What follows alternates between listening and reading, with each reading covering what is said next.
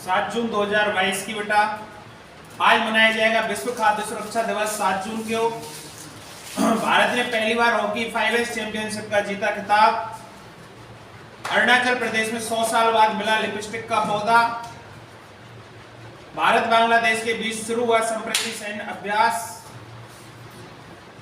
गृह मंत्री अमित शाह आज नई दिल्ली में राष्ट्रीय जनजातीय अनुसंधान संस्थान का करेंगे उद्घाटन। प्रधानमंत्री नरेंद्र मोदी ने शुरू किया life style for the environment movement. It right challenge कार्यक्रम की रैंकिंग में इंदौर फिर देश में रहा पहले स्थान पर। हिमाचल प्रदेश में एक दशक के बाद कांगड़ा घाटी ग्रीष्म महोत्सव फिर से हुआ शुरू। चिल्का झील में फिशिंग कैट्स के लिए दुनिया का पहला गणना अनुमान लगाया। प्रधानमंत्री नरेंद्र मोदी मिट्टी बचाओ आंदोलन पर आयोजित कार्यक्रम को किया संबोधित। प्रतिवर्ष विश्व खाद्य सुरक्षा दिवस का आयोजन कब किया जाता है? तो इसका आंसर होगा बेटा, देखो या तो आ सकता है वर्ल्ड सेफ्टी सिक्योरिटी डे जो बनाया जाता है आपको 7 जून को, आपका वर्ल्ड फूड डे यानी कि विश्व खाद्य दिवस 16 अक्टूबर। अगर इसमें एक वर्ड और आ जाए 16 सितंबर तो क्या याद रखोगे बेटा? ओजोन संरक्षण दिवस। ओजोन संरक्षण दिवस कब? 16 सितंबर ओजोन संरक्षण दिवस। अगर आपसे पूछे वर्ल्ड फूड सेफ्टी डे जो आपका वर्ल्ड फूड सिक्योरिटी डे बना था 2022 का, उसका थीम क्या था बेटा? Safer food better health. अच्छा खाना अच्छा स्वास्थ्य। अच्छा खाओगे तो अच्छा स्वास्थ्य रहेगा। ये आपका इसका इंपॉर्टेंट बेटा क्या है? थीम। यानी world food safety security day कब मनाया गया था बेटा? 7 जून को। वर्ल्ड फूड डे कब मनाया जाता है? विश्व खाद्य दिवस 16 अक्टूबर। 16 सितंबर को कौन सा डे मनाया जाता है बेटा? ओजोन संरक्षण दिवस। ओजोन संरक्षण दिवस 16 सितंबर। संयुक्त राष्ट्र खाद्य एवं कृषि संगठन, अगर आपसे इसकी FAO इंग्लिश में इसका नाम है बेटा FAO यानी कि फूड एंड एग्रीकल्चर ऑर्गेनाइजेशन, जिसकी स्थापना 16 अक्टूबर 1945 को क्यूबेक के कनाडा में। अध्यक्ष है बेटा इसके चू डोंग्यू। अध्यक्ष है इसके चू डोंग्यू और इसका जो हेडक्वार्टर है वो है आपका रोम इटली में। तो आपको बेटा इसमें से क्वेश्चन याद रखना है। सबसे पहला जो क्वेश्चन है विश्व खाद्य सुरक्षा दिवस कब मनाया जाता है बेटा? 7 जून। और विश्व खाद्य दिवस 16 अक्टूबर। ओजोन संरक्षण दिवस 16 सितंबर को मनाया जाता है। आपको पता होगा बेटा 16 सितंबर 1987 को मॉन्ट्रियल जो प्रोटोकॉल हुआ था ओजोन संरक्षण के लिए, तभी से इसको बनाना चालू किया है। तो आपको याद रहेगा बेटा संयुक्त राष्ट्र खाद्य एवं कृषि संगठन। अगर इसकी कई बार एग्जाम में बेटा फुल फॉर्म पूछी जाती है कि FAO क्या मतलब है इसका? तो फूड एंड एग्रीकल्चर ऑर्गेनाइजेशन। इसकी स्थापना 16 अक्टूबर 1945 को क्यूबेक कनाडा के अंदर। अध्यक्ष है बेटा इसके चू डोंग्यू और इसका जो हेडक्वार्टर है रोम इटली में। विश्व खाद्य पुरस्कार जो है 2022 में बेटा संयुक्त राज्य अमेरिका की डॉक्टर सिंथिया रोसेनजीविंग को दिया गया और 2021 का पोषण विशेषज्ञ डॉक्टर शकुंतला हरेक को शकुंतला हरेक याद रख लेना बेटा। और 2020 का जो खाद्य पुरस्कार है भारतीय अमेरिकी मृदा वैज्ञानिक डॉक्टर रतन लाल ने पुरस्कार जीता। मेरे मिट्टी का रतन लाल। हाल ही में भारत के किस पड़ोसी देश ने खाद्य आपातकाल घोषित किया है? श्रीलंका। किसने घोषित किया है बेटा? श्रीलंका। श्रीलंका एक ऐसा देश बन चुका है बेटा जिसके पास सुनने में आ रहा है कि अखबार यानी कि कागज भी नहीं है, इसलिए उसने एग्जाम क्या कर दिए? पोस्टपोन कर दिए। श्रीलंका के पास कागज नहीं है बेटा और श्रीलंका ने अभी बेटा क्या घोषित कर दिया? खाद्य आपातकाल घोषित कर दिया। किसने? श्रीलंका ने। भारत का क्या है? पड़ोसी देश है। अगला 5 जून 2022 को किस देश की पुरुष हॉकी टीम ने FIH हॉकी 5S चैंपियनशिप का खिताब जीता? तो बता दूं बेटा कि आपकी जो FIH 5 ये जो टीम होते हैं यानी कि इसकी जो चैंपियनशिप होती है, आपकी FIH 5 की जो चैंपियनशिप होती है, इसमें थोड़ा गेम का और टीम का सिस्टम अलग अलग होता है बेटा। FIH जो टीम है देखो इसमें मैं बता दूं भारतीय टीम ने जीता है गोल्ड पोलैंड को 6-4 से हराकर, यानी कि पोलैंड टीम को इसने हरा दिया और 6-4 से इसने हराया। जीता तो भारतीय ने। तो मैं बता दूं कि आपकी जो हॉकी टीम होती है इसकी 5S वाली, इसमें क्या होता है बेटा? 5 खिलाड़ी होते हैं। इसमें कितने खिलाड़ी होते हैं बेटा? हाईएस्ट 5 खिलाड़ी होते हैं, लेकिन उस वाली हॉकी टीम में कितने होते हैं 11, लेकिन इसमें कितने होते हैं 5, इसलिए इसको याद रखना बेटा। ये 20 मिनट का गेम है, ये मात्र कितने मिनट का गेम है 20 मिनट का गेम है। दोनों पारियों में 10-10 मिनट इसमें बांट दिए जाते हैं। एक तरीके से जैसे आपका क्रिकेट में आईपीएल होता है ना फास्ट गेम, ऐसे ये आपका फास्ट गेम है। तो ये इंपॉर्टेंट क्वेश्चन है बेटा, अच्छे से याद रखना। 5S चैंपियनशिप किसने जीती है? इंडिया ने जीती है। किसको हराकर? पोलैंड को हराकर। कितने से हराया है? 6-4 से हराया है। कितने खिलाड़ी होते हैं इसमें बेटा? गोलकीपर सहित 5 खिलाड़ी होते हैं। कितनी मिनट ये गेम चलता है? 20 मिनट ये गेम चलता है। अच्छे से याद रखना बेटा इसको। एक हॉकी 5S का मैच 20 मिनट तक चलता है, जो प्रत्येक 10 मिनट के 2 हिस्सों में विभाजित होता है। दोनों हाफ के बीच 2 मिनट का छोटा ब्रेक होता है। बिरसा मुंडा स्टेडियम कहां स्थित है? तो भारत का सबसे बड़ा स्टेडियम है बेटा राउरकेला उड़ीसा के अंदर स्थित है। और सबसे पहले मैं बता दूं कि आपका जो बिरसा मुंडा स्टेडियम है इसका संबंध किससे है? हॉकी से। अगर आपसे पूछे बिरसा मुंडा स्टेडियम किसका स्टेडियम है, तो ये आपका हॉकी का स्टेडियम है। भारत का सबसे बड़ा हॉकी स्टेडियम है, राउरकेला उड़ीसा के अंदर स्थित है। ओलंपिक के इतिहास में भारतीय हॉकी टीम ने अंतिम बार स्वर्ण पदक कब जीता? तो 1980 में, जो कि मॉस्को के अंदर हुआ था। मॉस्को कहां है? रूस, वहां पर इसने जीता था बेटा। और टोक्यो ओलंपिक में जर्मनी को हराकर ब्रॉन्ज मेडल जीता है। टोक्यो ओलंपिक 2020-21 जिसमें इसने क्या है बेटा? जर्मनी को हराकर ब्रॉन्ज मेडल जीता है। भारत ने अब तक टोटल 10 गोल्ड मेडल जीते हैं, जिसमें से 8 गोल्ड हॉकी में मिले हैं, 2 गोल्ड, एक अभिनव बिंद्रा जो कि शूटिंग से हैं, और एक आपकी नीरज चोपड़ा जो कि आपकी भाला फेंक या कि जेवलिन थ्रो। ये आपके लिए भारत को 10 गोल्ड मिले हैं। तो 10 गोल्ड मिले हैं, जिसमें से 8 हॉकी को, और अभिनव बिंद्रा को शूटिंग में, और नीरज चोपड़ा को बेटा किसमें? भाला फेंक में मिला है। ये हमारे भारत के गोल्ड मेडलों का इतिहास है। तो याद रखना बेटा, बिरसा मुंडा स्टेडियम कहां स्थित है? हॉकी का स्टेडियम है, और ये कहां है? राउरकेला उड़ीसा। ओडिशा जिसे बोल देते हैं, कहीं कहीं ओडिशा लिखा आ जाता है बेटा, ओडिशा ऐसे भी लिखा आ जाता है, ठीक है। और 1980 में मॉस्को रूस में भारत ने जीता था। हाल ही में किस राज्य में 100 साल के बाद भारतीय लिपस्टिक पौधे की खोज की गई है? लिपस्टिक का पौधा मिल गया है बेटा भारत को, और वो कहां मिला है? वो मिला है आपके अरुणाचल प्रदेश के अंजा जिले में। एक अंजा जिला है बेटा, वो कहां का है? अरुणाचल प्रदेश का है। तो वहां इसको मिला है। देख लेना बेटा, तुम्हारे टाइम तक लिपस्टिक का क्या हाल रहेगा, कहीं पौधे तोड़ने चले जाओ।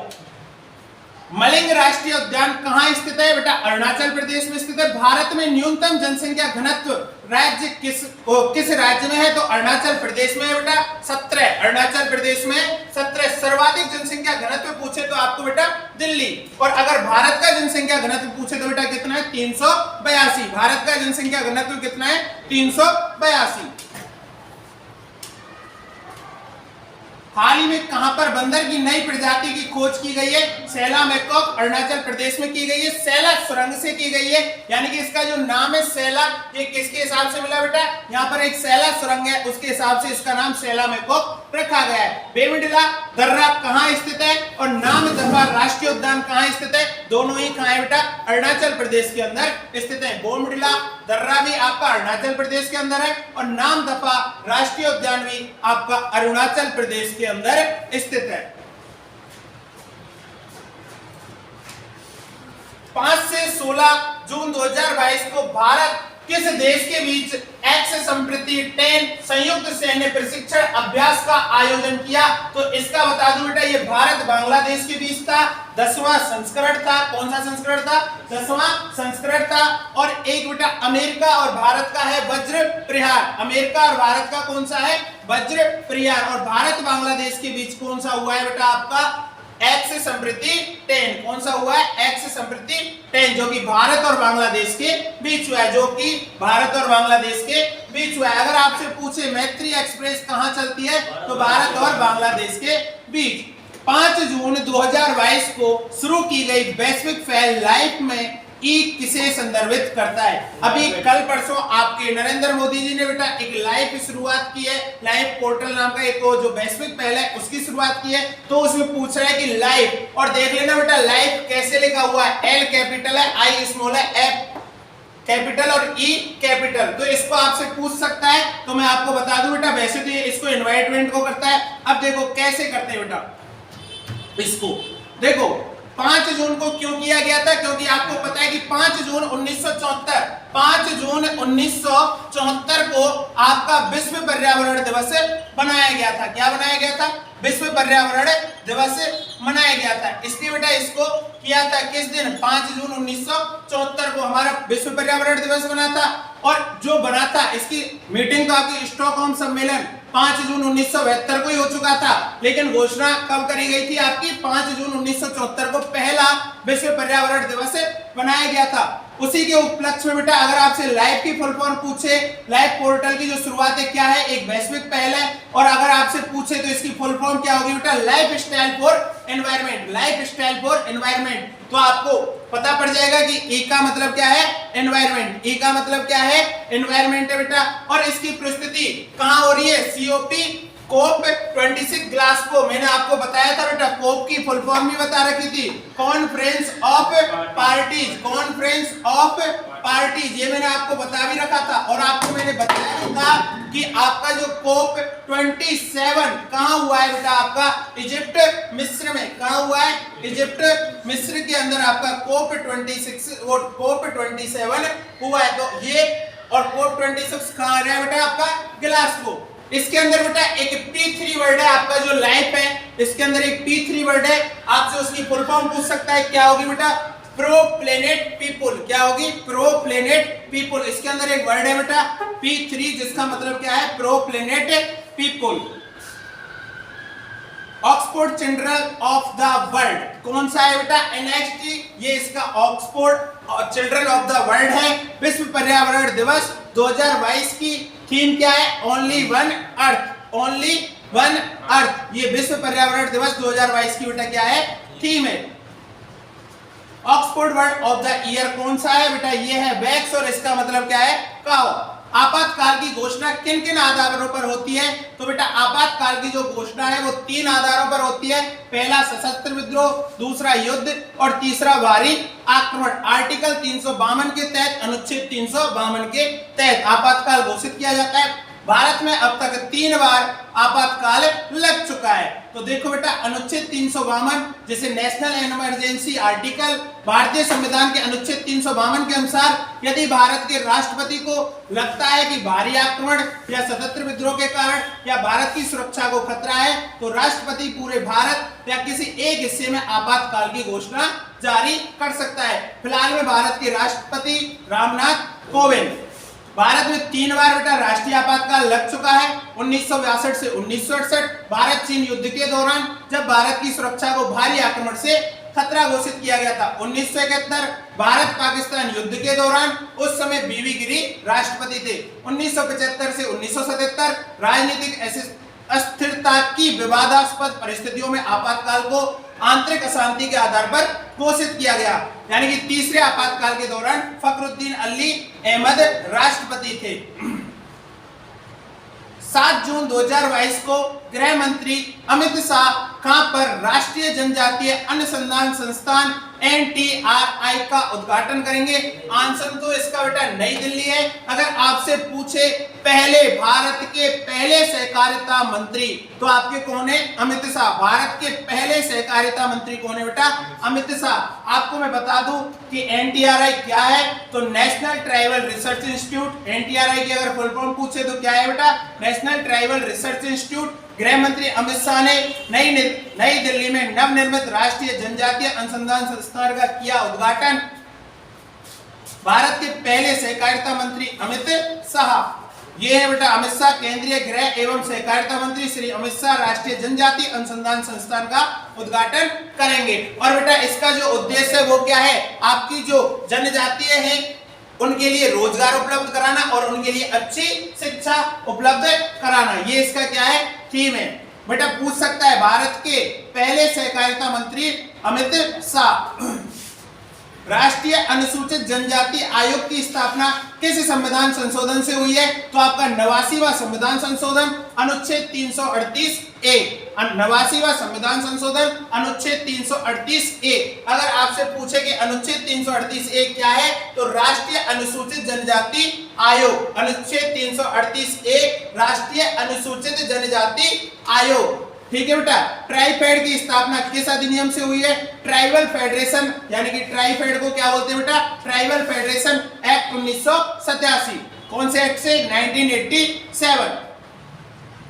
वर्तमान में जनजातीय मंत्री कौन है बेटा? तो वर्तमान में आपके जो जनजातीय मंत्री हैं वो है आपके अर्जुन मुंडा, श्री अर्जुन मुंडा। ये क्या है बेटा? आपके वर्तमान में जनजातीय मंत्री। अन्य पिछड़ा वर्ग के लिए राष्ट्रीय आयोग की स्थापना किस संविधान संशोधन के तहत की जाती है? अनुच्छेद 338 बी के तहत। किस अनुच्छेद के तहत? अनुच्छेद 338 बी के तहत। यानी कि अनुच्छेद 338 बी क्या है बेटा?